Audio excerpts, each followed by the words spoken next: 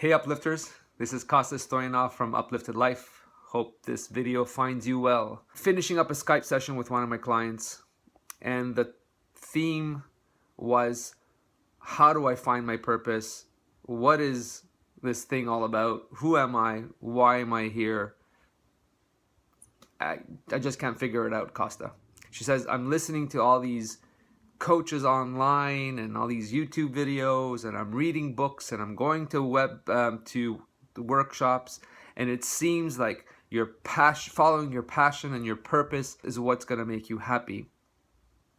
That's what it's all about. But she says, I've been working at this job for the past, I think it was 20 some odd years, and she says, it's not the best thing in the world, but it's not the worst thing in the world. Do I feel fulfillment? Yes, no, but there's something missing in my life. And she was asking me the question, is it because that I'm meant to do something more?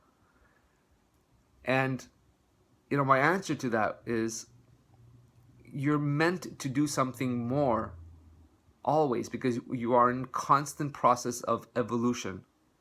But that doing something more doesn't necessarily have to be your job. See, we equate finding your passion, okay, that's great, and finding your purpose has everything to do with the job that you do, because we're on this side of the planet and everything is about, doing something. Everything is about creating your job, being an entrepreneur, opening up that business, whatever, and that's meant to bring you happiness, right? But that's not your primary purpose, right? Your primary purpose is to evolve at the being level. And the heaviness that she was feeling had nothing to do with the fact that she needed to change jobs. It had everything to do about that lack of connection with who she is at the deepest level. And that's something we tend to forget when we say what my purpose is here. Your purpose has very little to do with what you do out there, with the creation of a job or, going up the ladder of success. Because if that would be it, if everything would be in terms of creating projects and doing things, that would be your primary purpose, then what does that poor person that's living in an impoverished part of the world, what kind of opportunity do they have to create a business and, to follow their passion, which is all about a project or something like that? So there must be a deeper, or what I call a primary purpose. And then you have the other purpose, which is once you find that, once you connect with that, then you share that with the world, right? So once you discover who you truly are deep down inside, and you forge that connection with your soul or your highest self, and you're evolving who you are at the being level, and by evolving, I mean becoming an expression of kindness, an expression of caring, an expression of generosity, an expression of love. Because once you do that, once you get your own life together and you get your own head on straight and you're living in a peaceful way, you are fulfilling your purpose, because one, you're uplifted, and two, everything and everybody that's around you is going to benefit from that. Whether you work at a coffee shop somewhere, making unbelievable espressos and cappuccinos for the clients that you see every single morning, and you're touching their life with lightness and a smile, and you care about them and you know them by name, and just by coming into your space they feel uplifted, right? Evolving into that type of being, you are already living your purpose. And then from that space, if you have the desire to create a business, if you have the desire to have projects and to do something bigger, wonderful.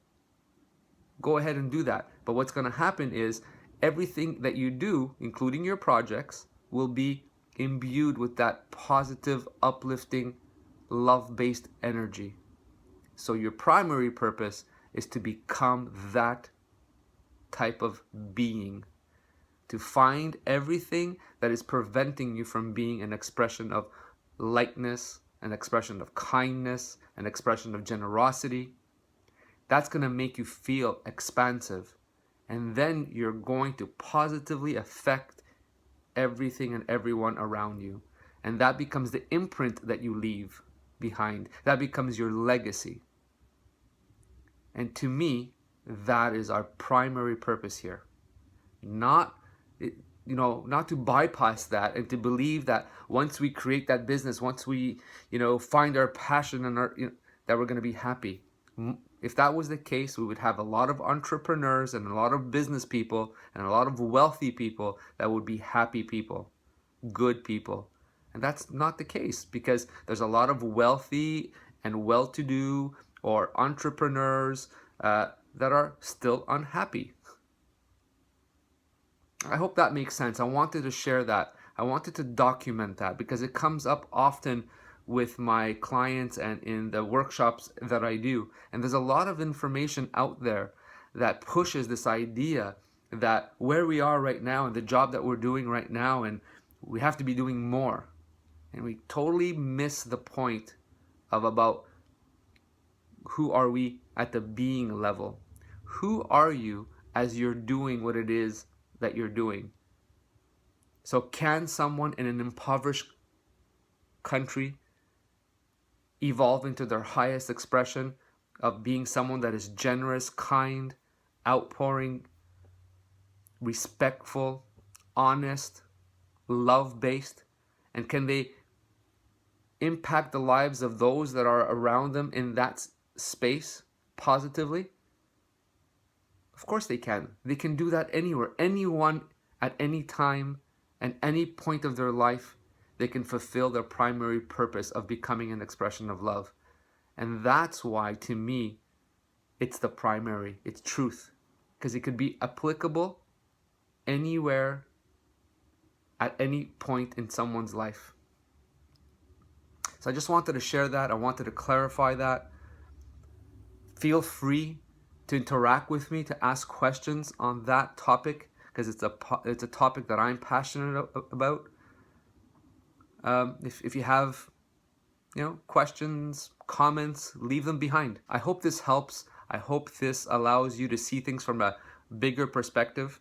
So on that note, have yourself a wonderful, wonderful, wonderful day, and I'll speak to you guys soon. Take good care. Bye.